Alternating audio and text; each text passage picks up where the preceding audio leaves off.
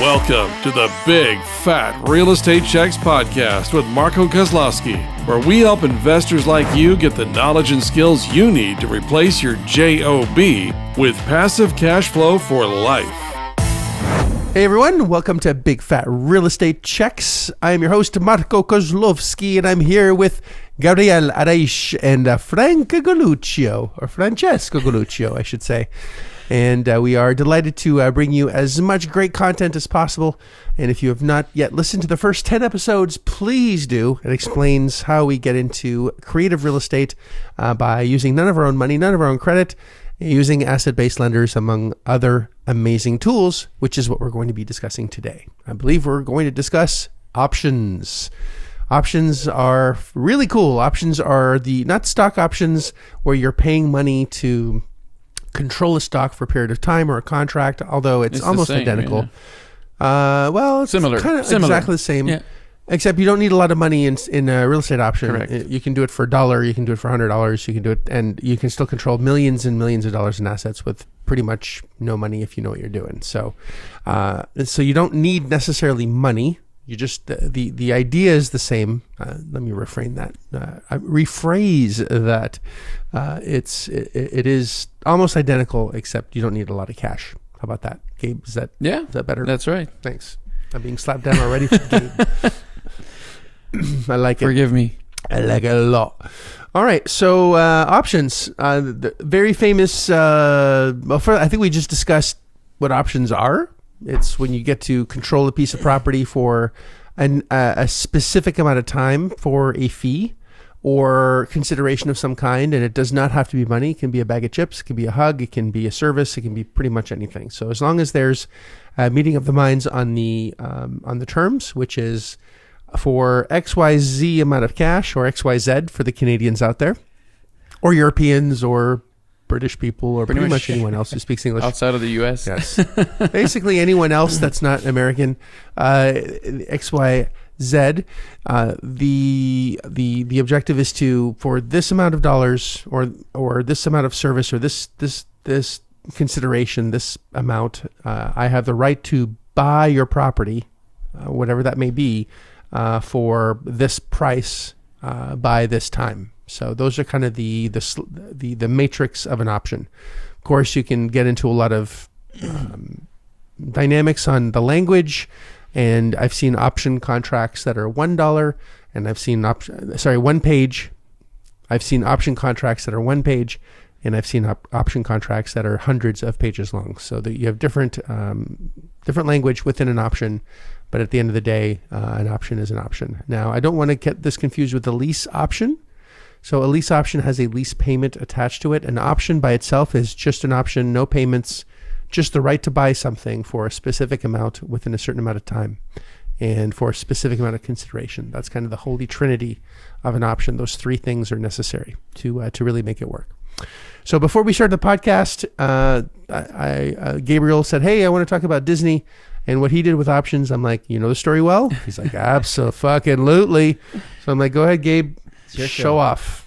It is your time, Gabe." Nothing to show off, but it is a fascinating story, and how an individual can actually be able to. I mean, when you think about it, for those of you who've been to Disney World, the one in Florida, that is, it's a massive piece of land when you look at it from globally, and if you look at it from the top down, it's huge, and you're like, well, how can someone secure this? And you're thinking, maybe the government was in on this or whatnot, but really, Disney he was just really smart, and he started off with the Disneyland in California. That worked out really well, and the problem he had there was that around Disneyland there was a lot of additional buildings that were coming up that he didn't like. He didn't like the idea that these ugly buildings were coming around his park. So he started looking, and because he had success with Disneyland, he wanted to start a new park, and he was looking for somewhere warm, somewhere where he could actually control the vicinity or the wrecked land that's around his park.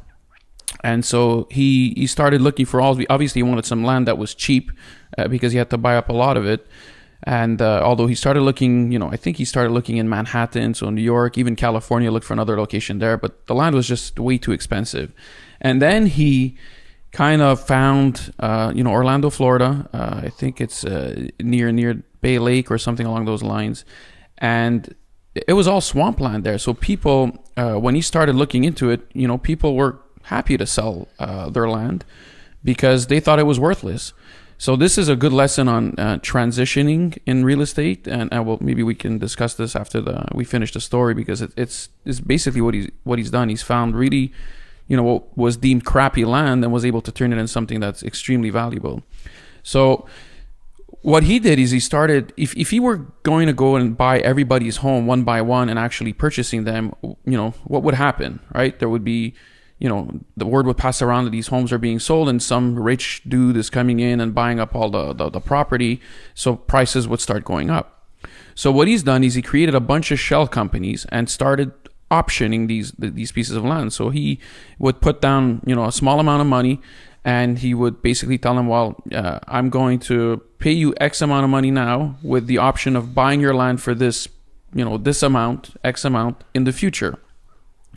And he had to do this with every single piece of land until he was able to corral, if you will, the entire property that he was looking for.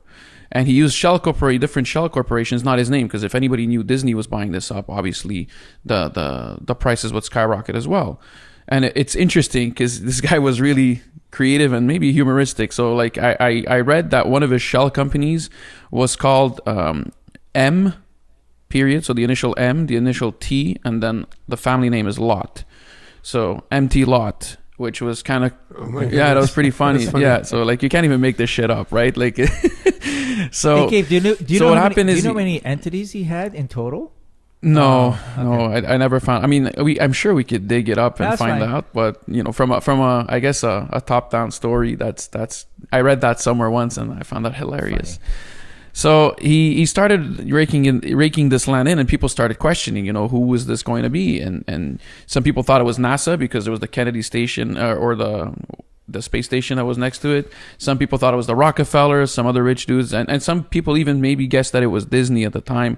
And what happened to him actually is, as he was doing all this, he got caught in an interview, and they were asking him straight up. I think the journalist caught him off guard and said, "Hey, are you the one buying up all this land?" And he kind of froze and basically gave out his hand without really saying anything. And some of the land started going up to like $80,000 an acre, when he wanted to finish up buying up. But all in all, he was able to rake in pretty much all that land. I don't even know. Do we have the total amount of the land that he was able to? I know it's worth. I think the appraisers now would appraise this over $1 billion just in the land. And what's interesting is most of the land is undeveloped still.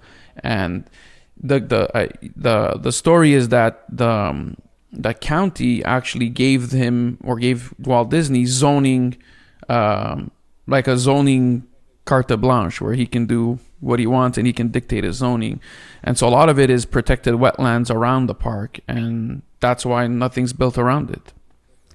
So that's pretty much the story of Walt Disney and how he was able to acquire all this land in order to build his park, which is now worth, the land alone is worth $1 billion at least, if not more. And, we don't even have to talk to you about the cash flow that this park is generating on a daily basis, let alone monthly and yearly. Yes, they squeezed into my pocket several times with my kids over the years. They squeezed into all of our pockets. Actually, it makes sense because Walt Disney, when you go to the parks, because you mentioned it before with his California park, you can see the outside element, and that's what he didn't want to happen at Walt Disney World. So when you're in Walt Disney World, whether it's Epcot, if you guys are familiar with it, there's 4 parks. There's Epcot, there's Magic Kingdom, there's Hollywood Studios, and Animal Kingdom. And once you're in the park, they want you to be engulfed in that park. You don't see the outside elements. You don't see the outside. You don't even hear the outside traffic. That's how good it is. So he wants you to be immersed in that environment, which is, the happy environment, this and that. So, kudos to him to pull that off, because it is. And parking. Don't forget about parking too. He's got a whole infrastructure. He's got his own bus transportation business. He's got I think they got their own fire station and their own fire hotels. They got now. their own fire department. Hotels. Maybe they have. I think I seen the Disney Mickey Mouse Police. The Mickey Mouse Police Department. So.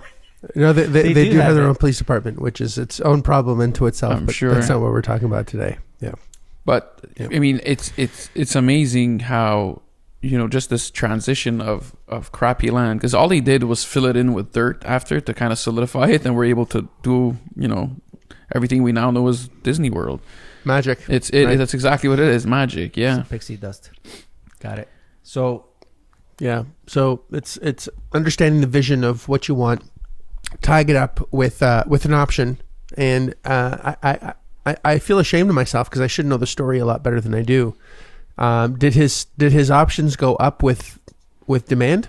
Because you were saying that it went for $80,000 an acre at one point. So could the sellers actually have to sell for more? Were they able to do that? I don't think so. So the ones that you were locked in because the option was already it is a consideration. But the ones right? that were going around, Yes. the ones that were going around that. So Gotcha. once the story came out, if you wanted to buy any more land, that land started getting more expensive because now they knew who was buying it up. They kind of have an idea what the plans were. Gotcha. And that was in the 60s.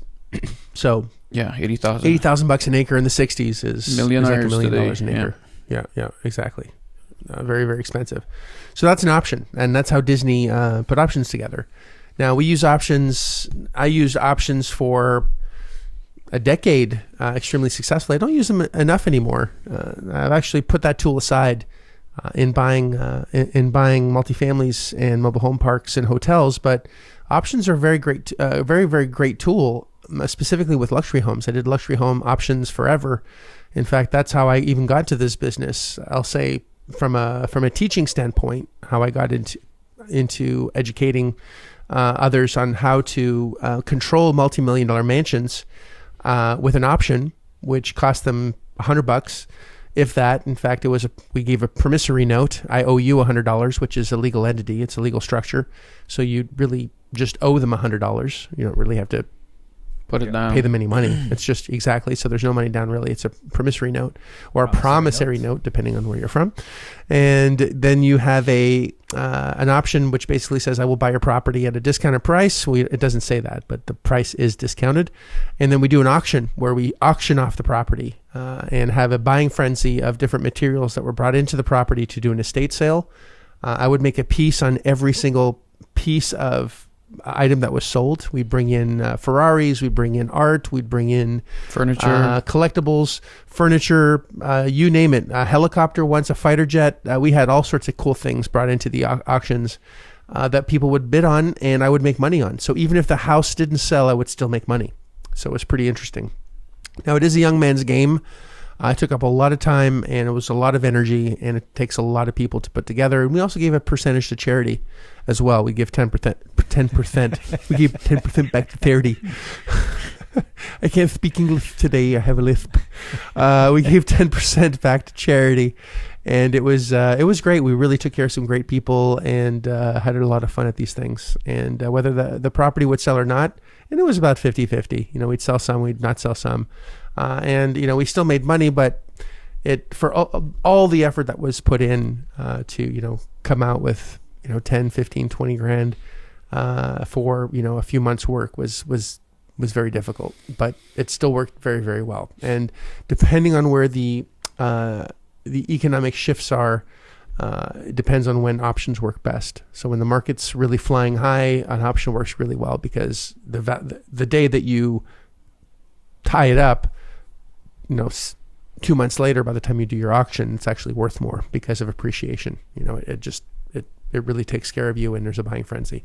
So, for example, in Toronto, where Frank lives, where there's extremely fast, the market's really fast. You can option a property that's worth $1 million today, and then 6 months later, it's actually worth probably 1.1. So it'll sell for probably 1.2 because it's only worth 1.1. Mm-hmm. It's crazy. So depending on the market cycle, you can really do well on options. But it's a really great tool. It doesn't cost any money. It's one piece of paper. In fact, it's not even a piece of paper. It's an electronic piece of paper, and you don't need any money to do it. And as long as you understand how to structure an option and how to have the conversation with the seller, which is identical to what we do right now in our, we basically create an impasse. Excuse me. We create an impasse. And through the impasse, we give a solution, which is, listen, we're not going to buy it, but at this number, I think we can do something with it, and we'll shop it to our investors, and we'll get the best price we can. And that's how options work.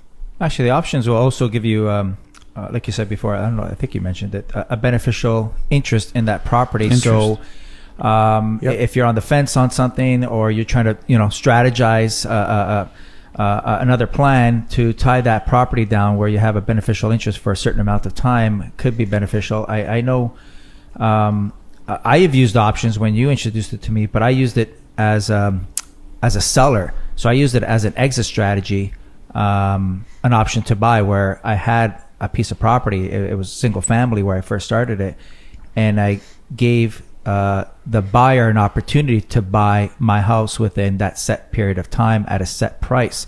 And I used that as another strategy, as an exit strategy, because I wanted the house, but I didn't want to keep the house forever. I wanted to get rid of it after 2-3 years. So I provided an option. So options could be used to tie down for a property for beneficial interest, to buy it, and it could also be to sell it. So it works on both spectrums.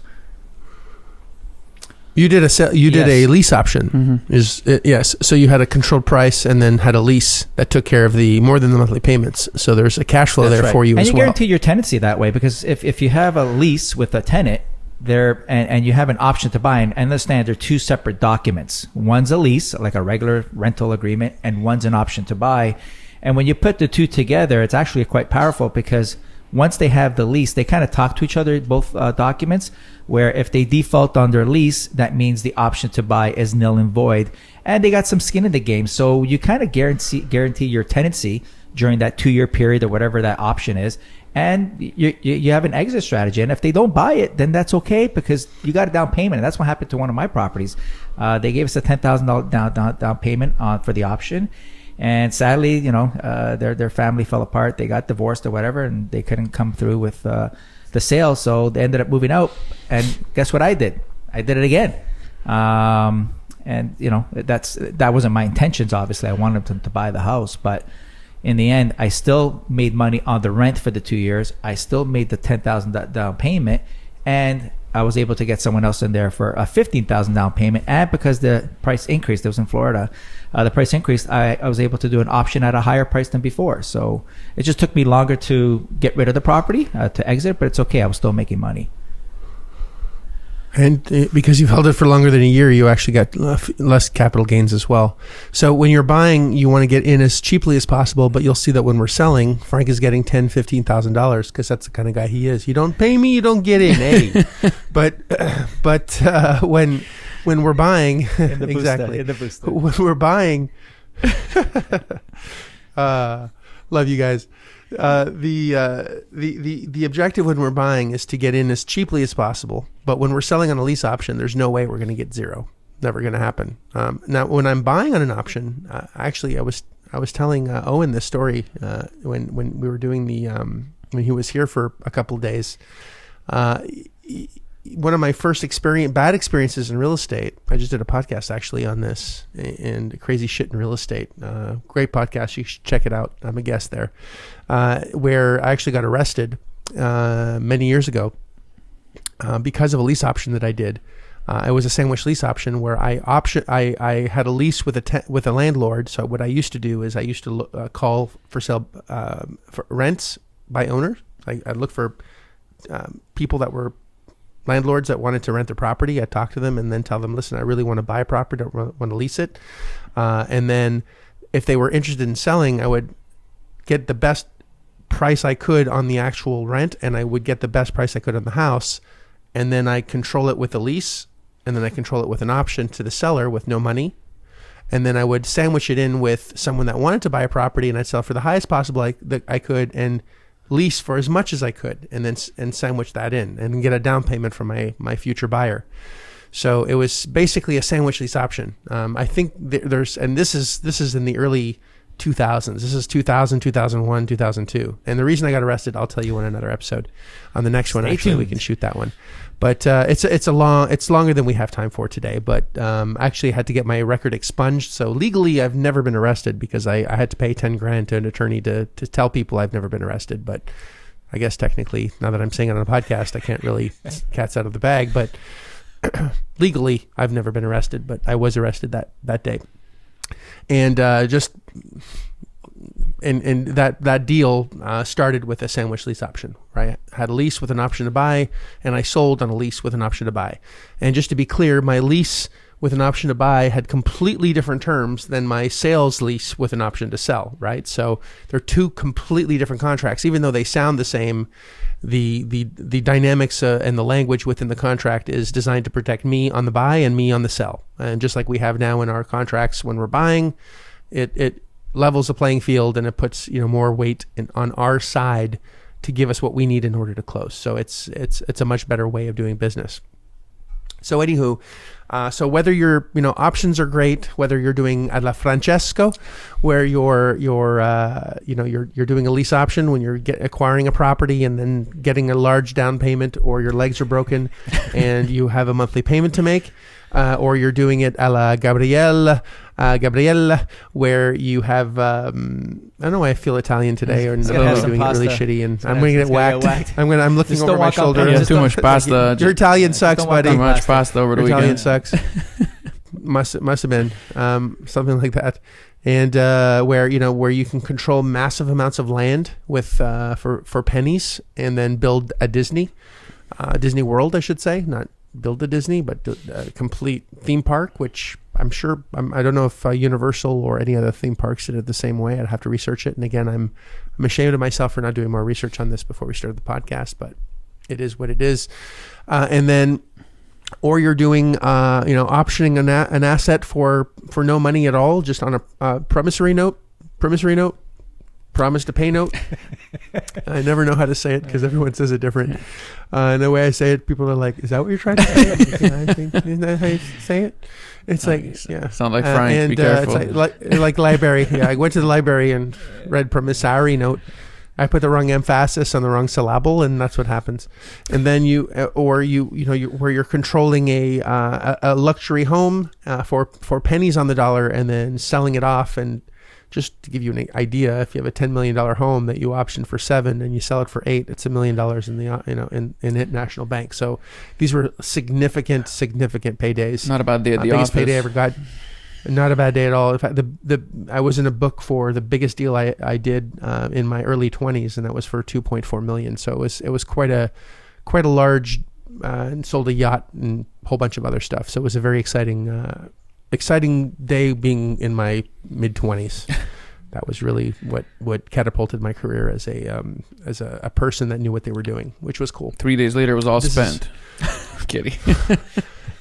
Not much. Yeah. Well, that's another story for another day.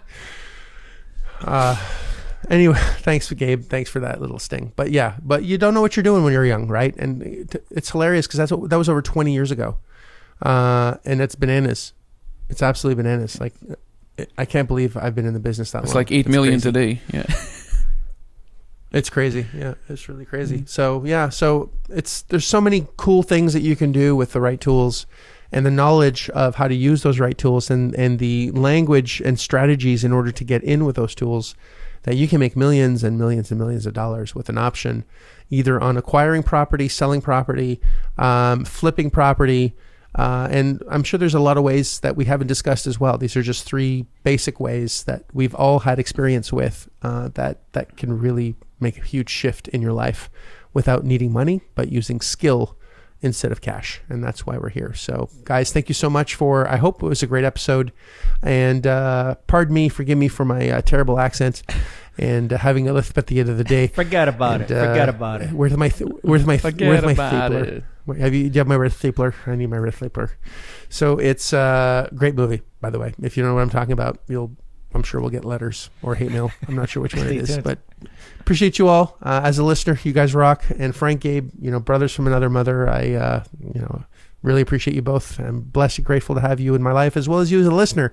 If it wasn't for you guys listening in on this shit, we'd be talking to nobody, and we really appreciate and grateful for you as well. So make sure you leave us a great comment. We're over 900 now, so we're very excited, and we really appreciate you as well, the listener, and thank you so much for being part of the journey. And again, if there's any topics that you want us to discuss and broach, we don't get enough emails at all. Like I'm hundreds of thousands of downloads and very little. We thought you loved us. Very little. I know. Very, very little feedback on what we should be doing on the next topic. So if you do have something that you want us to discuss, we'd be delighted to do it. We're always looking for new topics, and we will definitely bring it to the forefront. So we appreciate you. Again, like it, love it, share it. You're the best, and appreciate you for doing what you do, listening, and make us part of your lives. And we really do appreciate that. So have a great day, crush it, and we will see you on the next episode. If you like this episode of Big Fat Real Estate Checks, then show some love by leaving a comment and a good rating. Also, as a thank you for tuning in today, we've got a special free gift. The journey to passive cash flow for a life starts by finding deals, and it's easier than you think. Simply go to getdealsbytuesday.com, enter your email address, and we'll send you a free quick start course called Deals by Tuesday. Even if it's 11 p.m. Monday night, this course will show you how to find discounted real estate deals by Tuesday. It's that fast and simple. Go to getdealsbytuesday.com and start your journey toward life-changing cash flow today. Thanks for tuning in, and we'll see you on the next episode.